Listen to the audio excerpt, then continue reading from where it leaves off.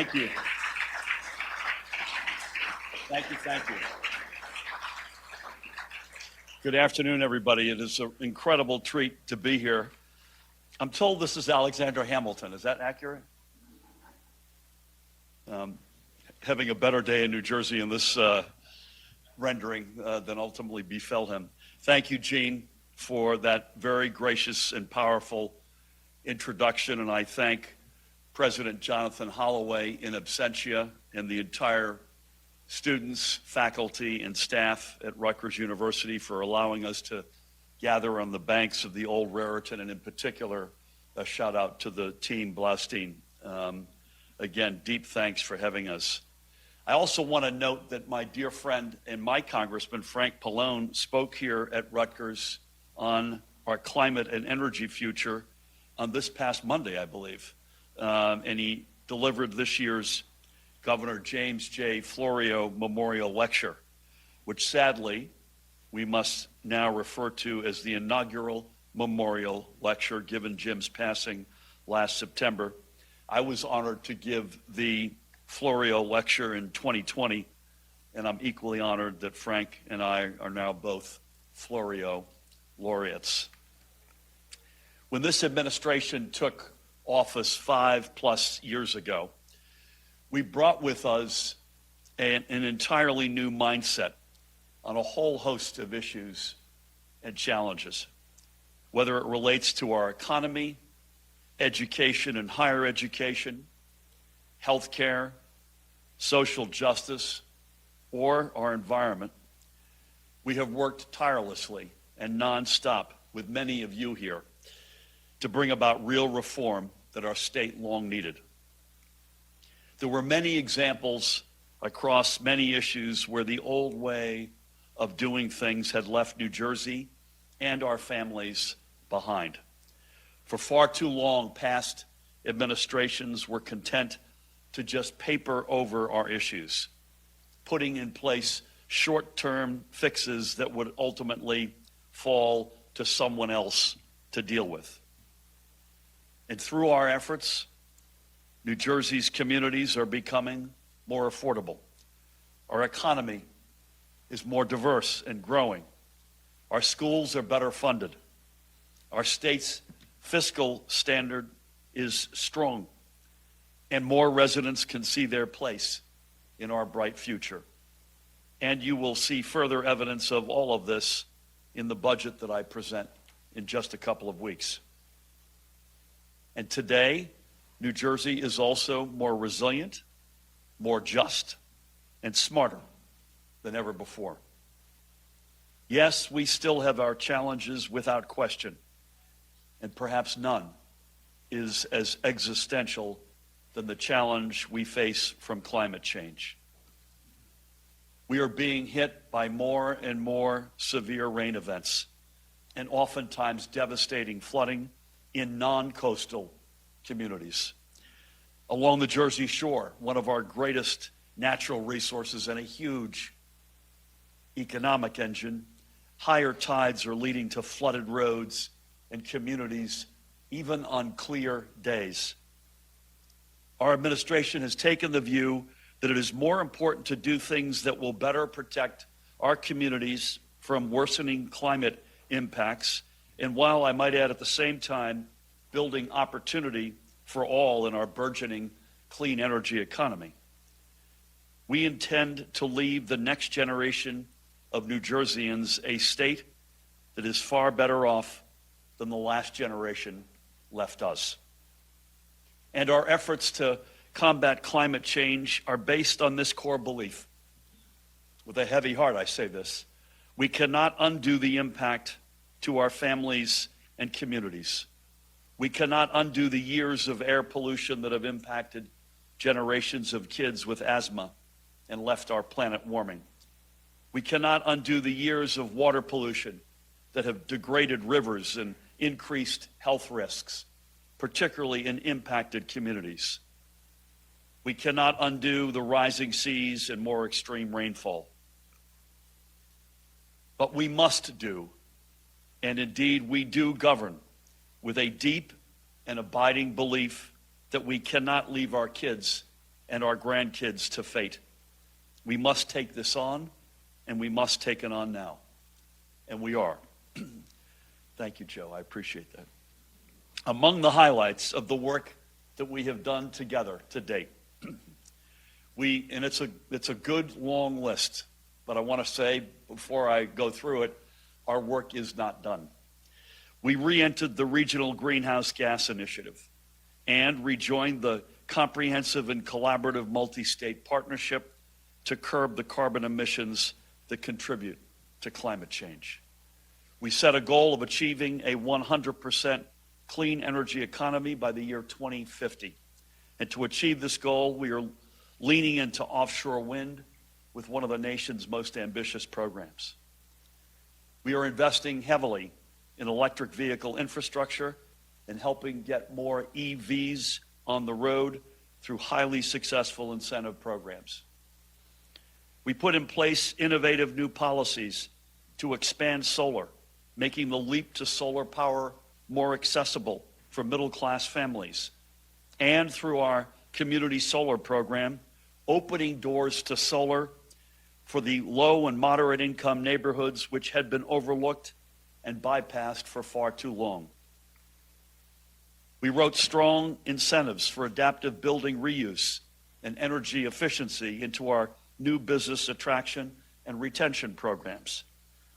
We authored a statewide energy master plan in 2019, and now, because so much has changed during the past 4 years, we are preparing to write an entirely new one for 2024 that takes technological, economic, and policy progress into account. We enacted a landmark, nation-leading environmental justice law and are on track to have its final rules adopted by this April. We are charting a more responsible path for future development to ensure that, one, we build more resiliently, and two, we build with long-range environmental impacts front of mind. We became the first state in the United States to put climate education into our K through 12 teaching curriculum to prepare our kids for the green jobs of the future. And in absentia, I want to give a shout out to First Lady Tammy Murphy.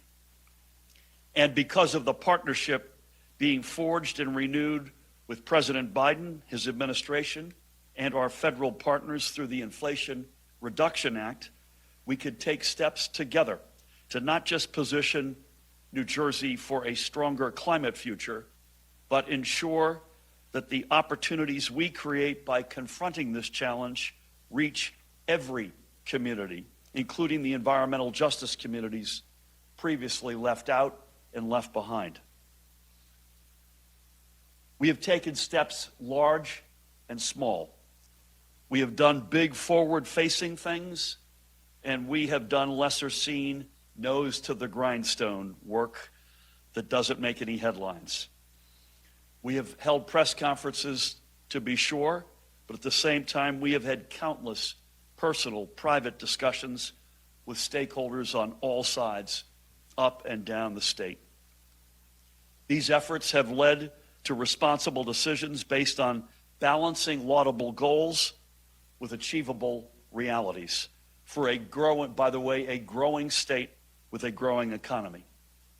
And Sheila and I are proud of this record.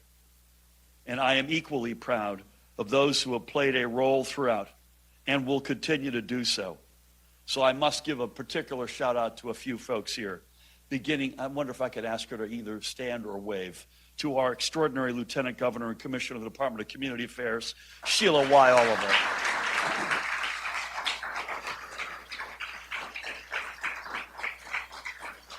Yeah, Sheila. That's not good. That was the Sheila Y. Oliver fan club weighing in. To the Commissioner of the Department of Environmental Protection, Sean LaTourette.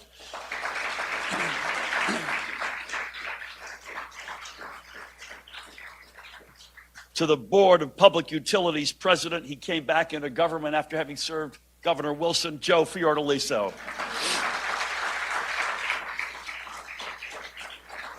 To the Chief Executive Officer of the Economic Development Authority, Tim Sullivan. And the Governor's Office of Climate Action and the Green Economy Director, Jane Cohen. Yeah. And Deputy Chief Counsel Lisa Almeida. Lisa, thank you as well. I mentioned Tammy Murphy in absentia. I want to also give a shout out to two really important legislators and dear friends who are with us today. Please acknowledge and welcome Joe Egan and Rob Karabinchak. Thank you, guys.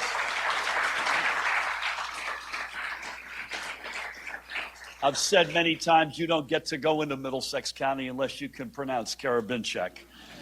I also want to give Commissioner Charlie Kenny a shout out, Clerk Nancy Pinkin, to all the elected officials, senior folks. I mentioned faculty, staff, students at Rutgers, to all the elected officials and others who are with us today, and through each of you to your teams for all of your efforts. At no point, Terry Tucker's in the house, excuse me, Terry. At no point have we taken our eyes off the need for strong and forward-looking solutions. At no point have we sat back on our laurels, and at no point have we ever contemplated that the job was done, because we know it is not. And that is what sets up what we are announcing today. After many months of stakeholder conversations and policy planning, we are ready to take the next 6 big steps in our fight against climate change. Allow me, if I may, to make one thing perfectly clear at the outset before the meme makers go off on me.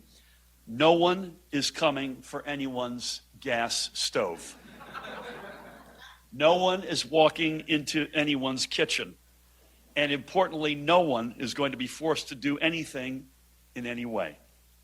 I know there will be those opposed to our efforts who will spread misinformation, and it does follow a particular pattern that those against things like reproductive rights, the right to read what you want, the right to live safe from gun violence, the right to marry who you choose, and the right of workers to organize, those folks would be, not surprisingly, against the rights of consumers to make decisions for themselves. And that is, after all, what today is about.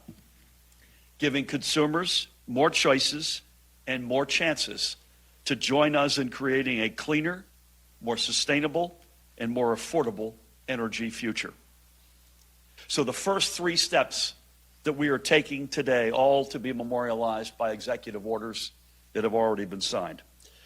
Moving our target for a 100% clean energy state ahead by 15 years, from 2050 to 2035.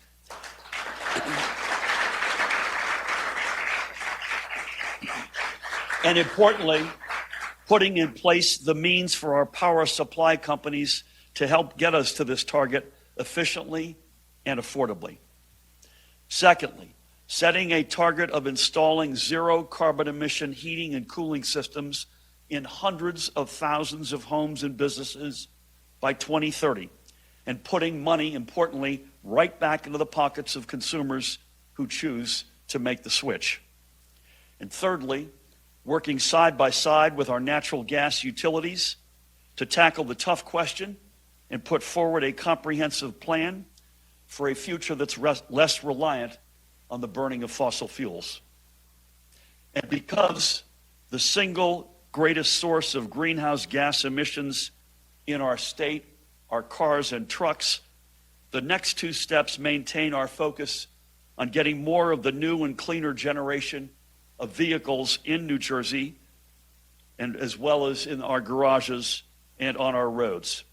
By number 1, motivating and supporting the fast-growing electric vehicle market with reforms that will help ensure that by the year 2035, the new cars sold in New Jersey will all, and I emphasize all, be zero-emission vehicles.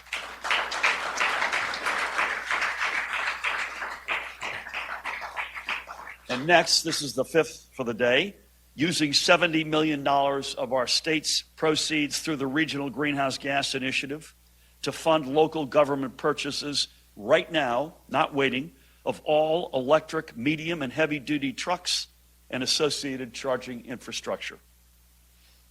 And finally, we must recognize that no matter what we do, past practices have already led to unequivocal and irreversible changes to our climate, changes that leave us more likely to see more powerful and damaging storms, and as a coastal state, more susceptible to sea level rise.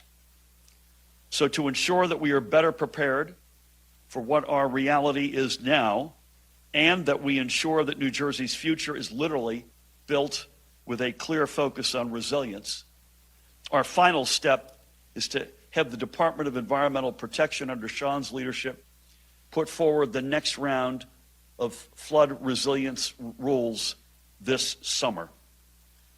So I know that's a lot, but those are the broad strokes. Please allow me to dig a little bit deeper, if I may, into each one of these. So we've already put our state on a clear path for clean electricity by requiring our power companies to buy more electricity from renewable energy sources through the current renewable portfolio standard that we enacted in 2018. But upgrading this to a so-called clean energy standard would allow our power companies to tap into an even broader set of clean energy technologies and credits, which could drive down their costs and therefore the prices they charge consumers.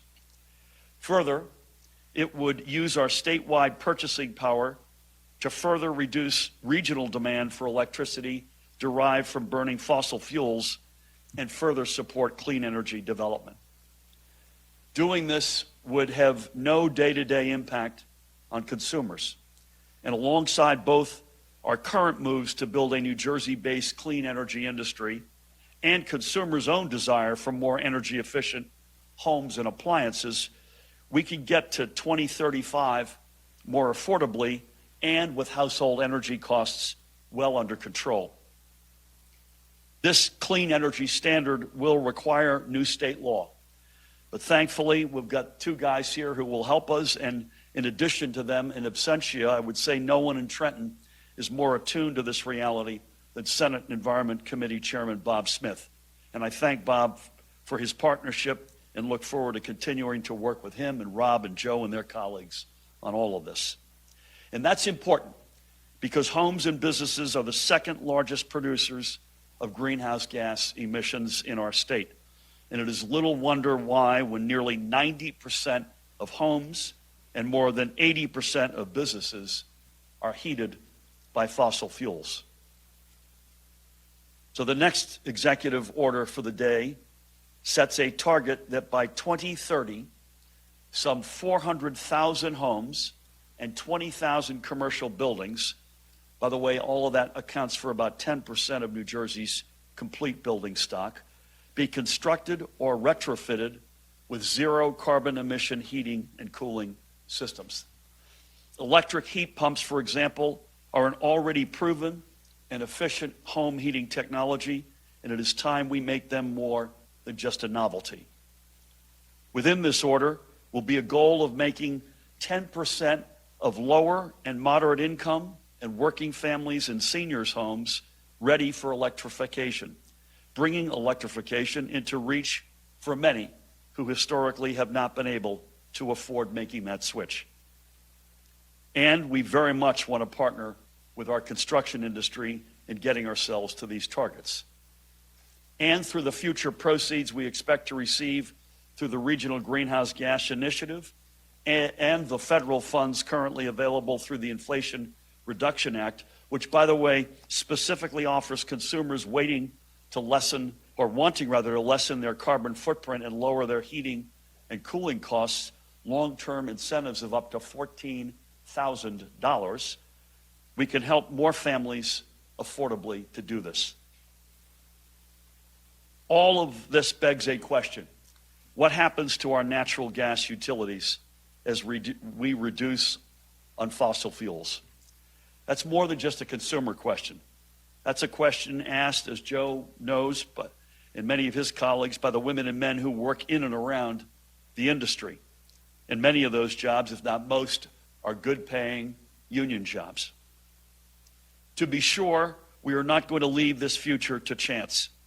We started this conversation through the Green Jobs Council, which First Lady Tammy Murphy serves on as chair. Now is our time to engage even more deeply with the industry and its stakeholders, especially its labor stakeholders, so our energy transition isn't just orderly, but creates places in the new energy future for workers.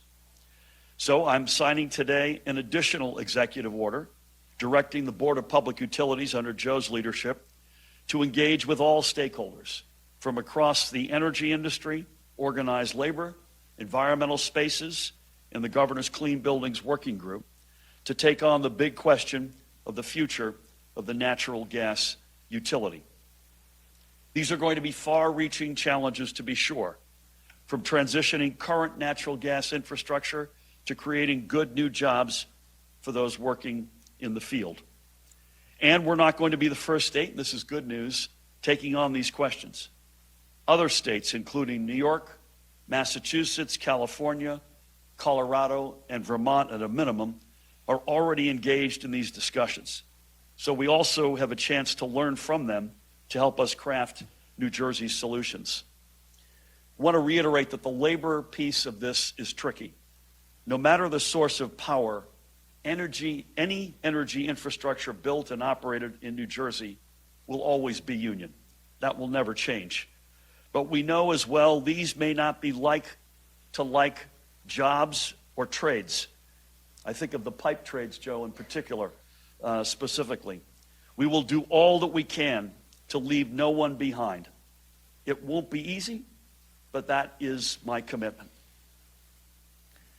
As I mentioned, buildings are the second leading emitter of greenhouse gases in our state, and we're not taking our eye off the number one source of these emissions, our cars and trucks.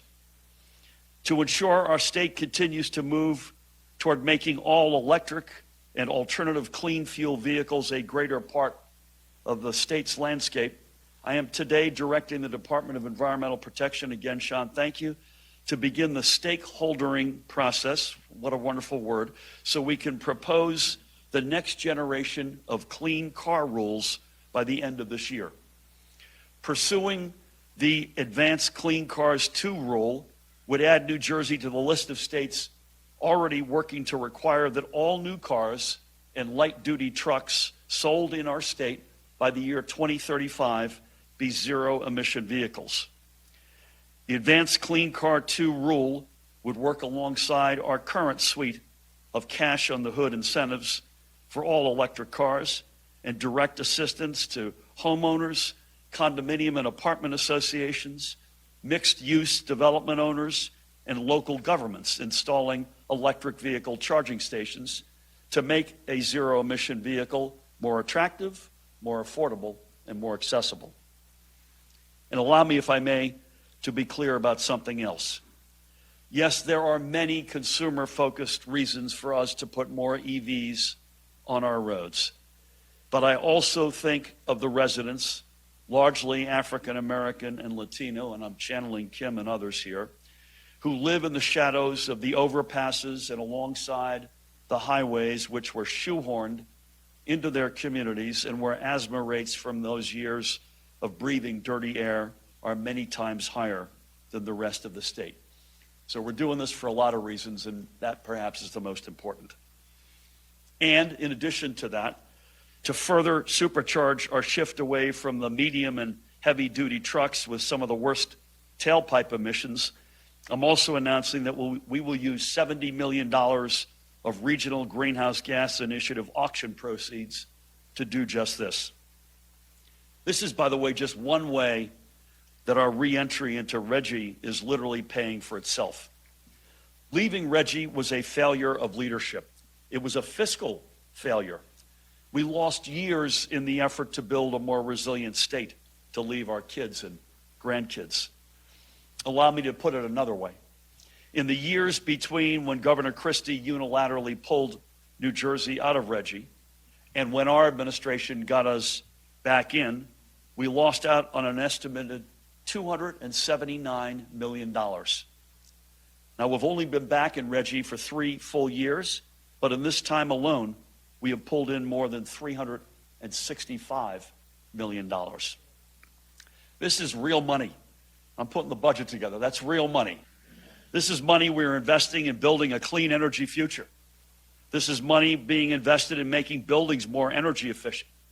And this is money doing exactly what it is designed to do. So finally, for all that we are doing to make New Jersey a leader in the fight against further climate change, we must recognize that years of doing nothing are already having a direct impact on our state and on our families. Think back for a minute to the summer of 2021, when tropical storms Henri and Ida dumped unprecedented amounts of rain on our inland communities, flooding thousands of families out of their homes. The predictions and impacts of climate change are not abstract. They are not theoretical to us. And unless we take steps now to make resilience a top priority, we're never going to get families off the merry-go-round of flood, rebuild, repeat without untold upheaval to their lives and to their finances. Prior to the pandemic, in January of 2020, I signed an executive order directing the Department of Environmental Protection to undertake a broad review of our development and land use rules and propose revisions to modernize them because of the impending impacts of climate change. These changes collectively are called PACT, Protecting Against Climate Change. Since then, DEP has moved forward with new rules, setting limits for carbon dioxide emissions as well as for reducing inland flood hazard risks and improving stormwater management. And to be clear, requiring smarter building design so buildings can literally stand the tests of time and water is good for developers looking to get their most out of their investments as well. So we're now ready to move forward with the process of proposing the next round of rules to further foster climate resilience, including, among other items, accounting for rising sea levels in our coastal flood zone requirements, addressing concerns raised by FEMA about our current rules' consistency with those of the National Flood Insurance Program, embracing nature-based solutions to support our resilience goals, facilitating responsible development of our renewable energy infrastructure, and improving our environmental permitting processes. These are what are included now in the NJ Pact Resilient Environment and Landscapes, or REAL package. I'm signing another executive order tomorrow outlawing acronyms.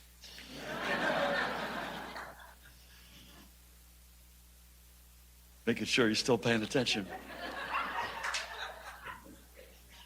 Together, they will make homes and businesses up and down our state, and particularly along the coastline, more resilient, so they have a better chance of surviving the next big storm when, and not if, unfortunately, it comes. I think it's time to change our mindset from simply being stronger than the storm to being smarter than the storm. And that is what our entire administration's efforts have been about. We're not giving lip service to climate change. We're actively engaged in the fight. It's a fight that is helping to transform our energy infrastructure, the way we live and move about, the way we build, and the way I think that we look at being New Jerseyans. And to be sure, it is transforming all of that for the better. The ultimate goal of every New Jerseyan is to leave to their kids and grandkids and to future generations a state that is better than the one in which we currently live. And that's my goal too. That's our goal, Sheila. And it's a goal we can achieve by tapping into our offshore wind, our sun, and into clean forms of energy still being researched to produce our own homegrown electricity more affordably and more independently. It's a goal we can achieve by supporting the new jobs that the clean energy industry can create without leaving others behind. And it's a goal we can achieve by leaning into partnerships with both the federal government and the private sector. But to get to this future, we must begin building these opportunities today. And we will do all of the above responsibly. And as much as I would love nothing more than to flip a light switch and to get to that better tomorrow today, we recognize that all of this is a journey. But I promise we will get there, balancing all of our interests and ultimately winning this fight. As I noted when I opened, we've never slowed or stopped for one moment in our efforts, and we're not going to do either now. These are the next big steps forward. Way back when, I ran for governor because I saw a proud state punching well below its weight and doing the bare minimum for the sake of politics over people. Over the past 5+ years, I believe we've restored the balance. We've governed as we said we would. Work over show, results over words. And together, all of us, we have New Jersey moving in the right direction. The direction of a brighter, stronger, fairer, more resilient future. The future our kids will inherit and in turn continue to refine. And for their sake, and to give them the head start they will need against climate change, let's do this now. Thank you.